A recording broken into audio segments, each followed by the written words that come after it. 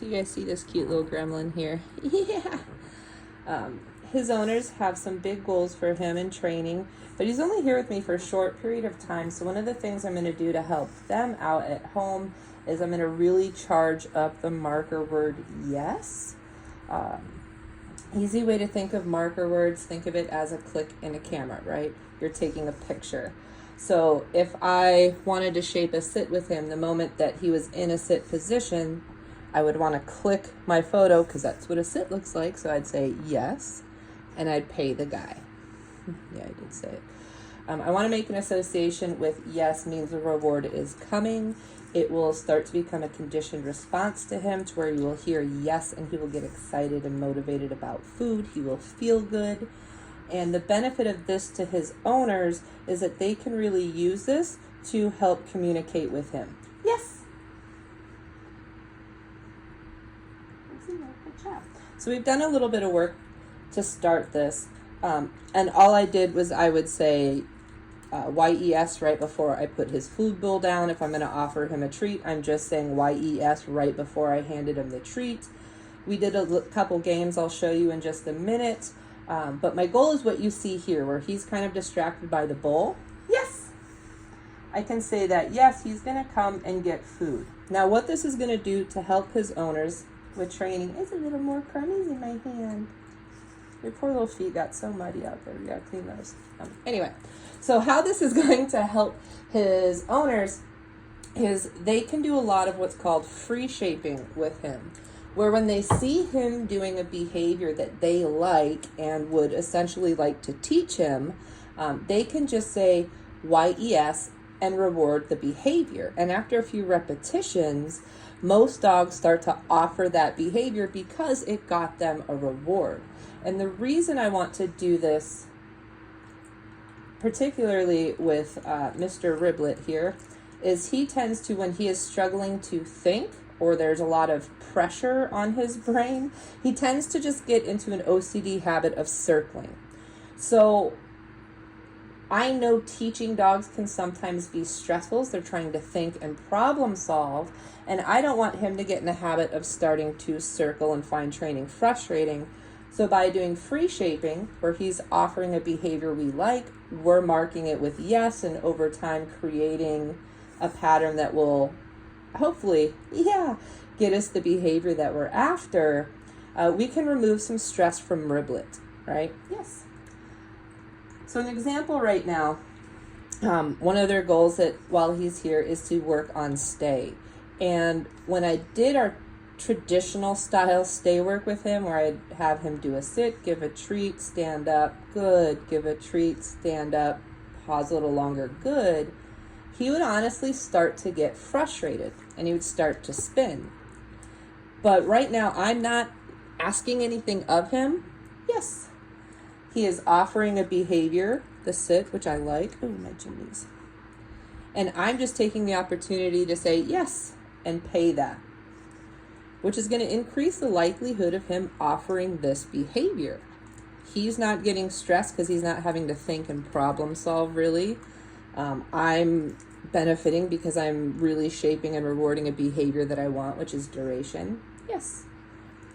And they can use this YES marker to really shape anything. He walks in the kennel, they can say YES and reward him. If he goes and lays on his bed, they can say YES and reward him and shape this behaviors of kennel and place, yes, for him. So this is just, yes is just a way to open up communication. It's a way for them to work with him in a really low stress situation because it's really all he offers. Yes. While we still will layer over some traditional training with him to help him, yes, process stress. It's really not that stressful, but he finds it stressful. So we want him to work through that. Yeah.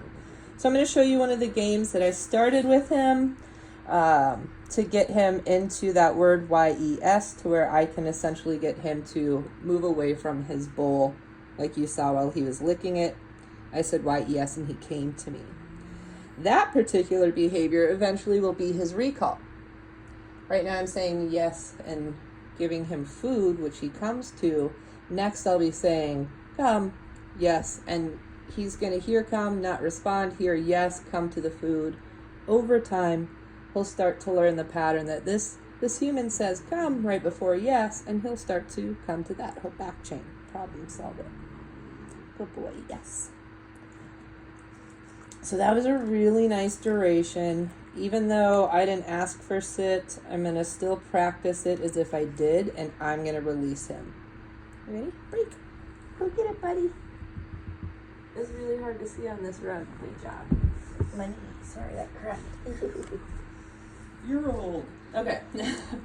So one of the games that I did to start charging up, creating value to this yes marker, is honestly I just had some of his food and I would just say yes and offer the goodie. Oh, sorry, buddy, that fell right out of your hole. There you go. Thank you. I might move a little bit after a few repetitions and say yes and offer that food. In the beginning, I'm not saying why yes and waiting to see what he does. I'm saying yes as I'm presenting the food. I want it to be a really predictable pattern. So eventually, when he hears that YES, he is going to assume that there's going to be food there. Yes, because that is the pattern that we have built. I don't know if you guys can see it, but there's a spider crawling on the lens right now. And I really want to grab my camera and do some macro photography of this. So I'm going to try to continue to work through this, but I'm having squirrel brain. Good job. So right now I'm going to get him distracted again. But again, sorry, total squirrel brain.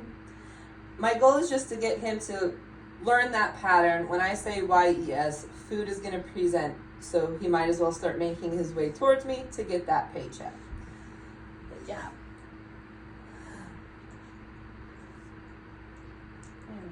Nice work. Eventually, once I know that he is starting to understand that concept of when I say yes and I present food, he starts to move towards me. I'm going to then add in backing up from the dog. I'm going to say YES, present and back up. I want him to work a little bit for that food. I want him to come into me. That's also going to help shape my recall for him. I'll repeat that. Yes, present, and I'm just going to move a little bit so he's got to come get it. Not a whole lot, just enough to get him to move his feet. Depending on your dog, you might move really fast, you might move really far. He's kind of a slow, steady guy, so that's what I'm doing. My goal is to get him to pursue me, yes, with a little bit of enthusiasm. Good job. Once I know he'll play the game of following me for his food, that's when I can start seeing if I can get him to look at me when he's distracted. Which is going to be hard right now because he knows I have goodies. Let's say if I just move his... Oh. He's distracted. Yes! I can say that and offer it. That is my goal.